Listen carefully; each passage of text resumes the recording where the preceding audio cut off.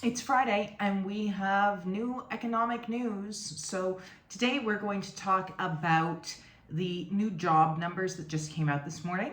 We're going to talk about the ever so popular temporary foreign workers, or TFW. And we're also going to talk about how that socially all ties into how we all live our lives.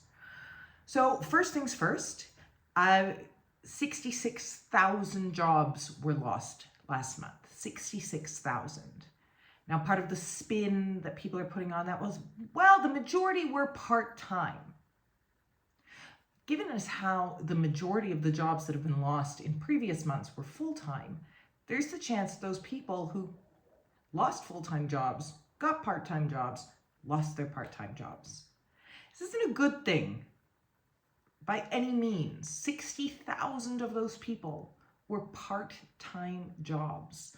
That is a huge number, and we are at a total of over 110,000 jobs lost in the last 2 months alone. Part of this is tariffs, part of this is insecurity in the Canadian economy by investors and businesses. Part of this is a recession, and that brings higher bills. People can only cover businesses, small businesses, large businesses, can only cover the rising interest rates and rising payments for so long before they say we have to start letting people go. And we know that Canadians are spending less of their discretionary income, have less discretionary income.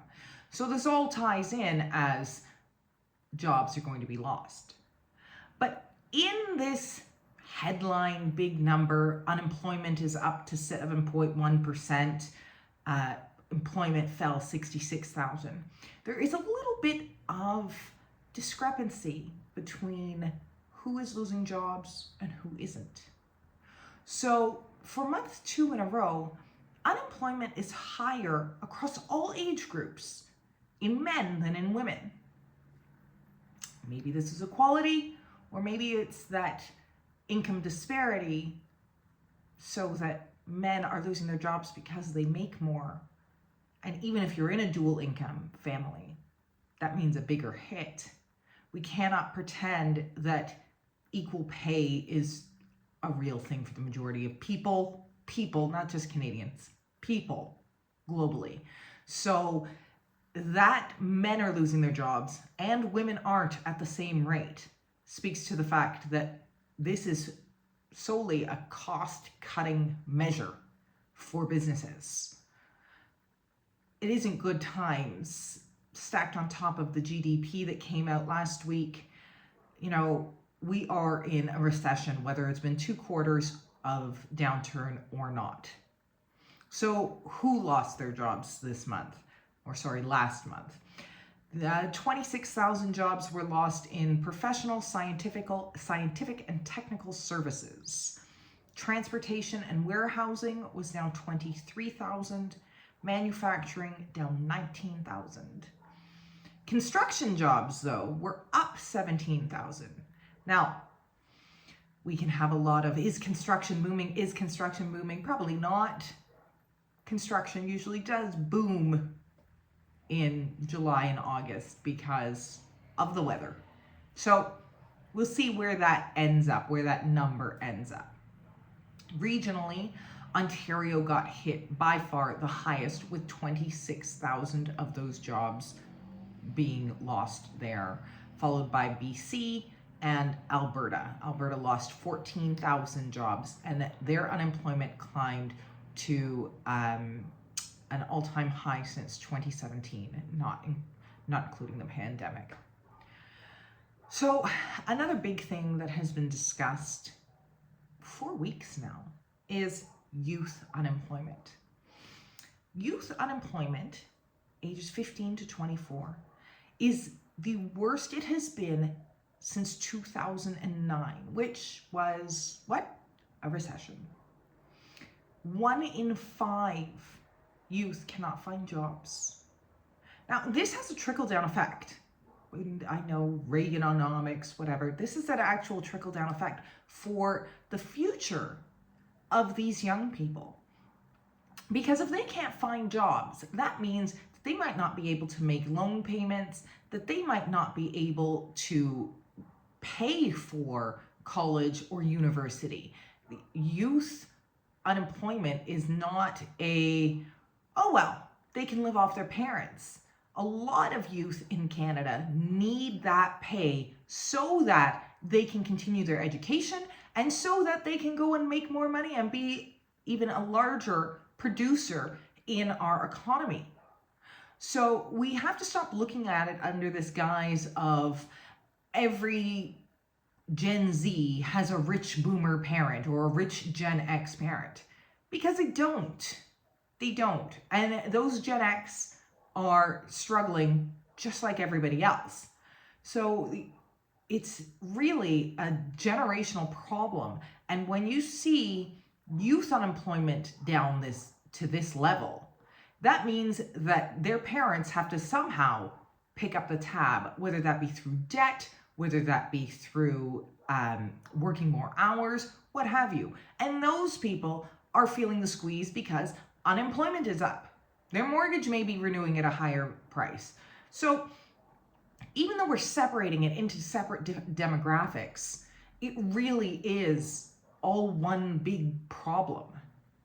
And let's add into this the temporary foreign worker program. Now, the temporary foreign worker program is not new. It has been around since the 70s. And it was meant to make it so we have food on the table, which it does. Now, under temporary foreign workers, there is a separate stream for agricultural workers. And none of us can sit here and say we don't need those people. We need those people. We need those people to get our vegetables on our table. We need those people to get us our food. No Canadian is signing up for those jobs. But that Tim Hortons posting, that was a shocker last week. You know, we have youth unemployment this high, and we have large employers saying, sorry, only temporary foreign workers, no Canadians. Now, that's where the change has to be. I don't know how they're going to make that change, because legally they're supposed to post the job for X number of weeks to Canadians before they go out for temporary foreign workers. And that one, Tim Hortons, made the news, but God only knows how many of them there are when youth unemployment is this high. I don't know what the solution is here, because we do need the temporary foreign workers program for our agriculture. But when our unemployment rate is 7.1%, how can we argue that this is a good program overall? Oh, and by the way, America, who has tariffs on everybody, which means everything costs more to import into America from every country, their unemployment came out today at 4.3%. So I'm pretty sure we can't exclusively blame the tariffs when everything has a tariff on it in America right now. Cuts will come, which is the good news of this. There will probably be a cut this month. But in the meantime, we have to talk about the social aspect of all of this. So we have parents who may be working 2 jobs now instead of 1, or 3 jobs instead of 2, because part-time hours are being cut down on. They risk losing their job. They have lost their job. We don't know.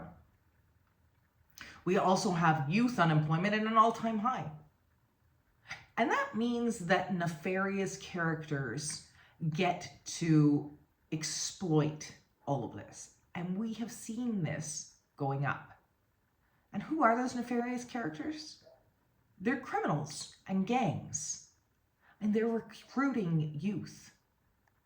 Because all of a sudden, that teenager can afford a pair of Nike Airs, or, buy a new cell phone, or what have you. And these gangs know this. This is no different than how our lack of our lack of proper bail makes it so that car insurance rates raise inflation. It's all interconnected. And so when we have a huge economic downturn like this, the only way for some of those youth to view a way out is through crime. And in that, we have criminals, seasoned criminals, who are saying, hey, great time to grow the business. That's how we end up with 12 and 14-year-olds killing people in the GTA, is because they will do anything for money. And I have teenagers, they aren't the brightest. Can you imagine what they'd be willing to do if they're on one meal a day, if they're only eating cereal and zero parental supervision because that parent or parents are working around the clock?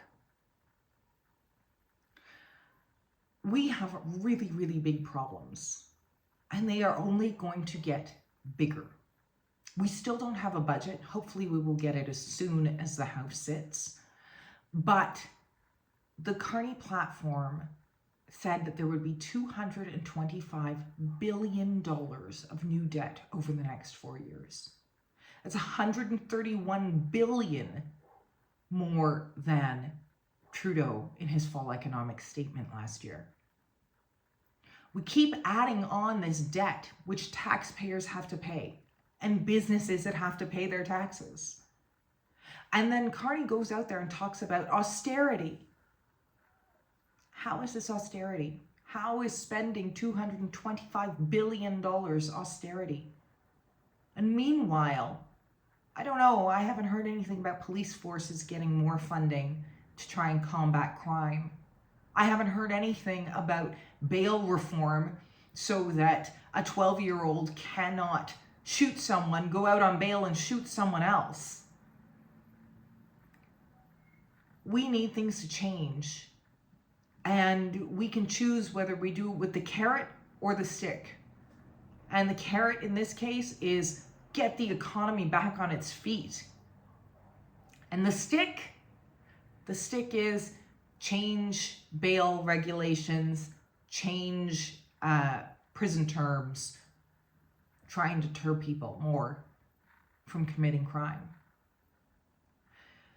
This isn't the first time we've had a recession. This won't be the last.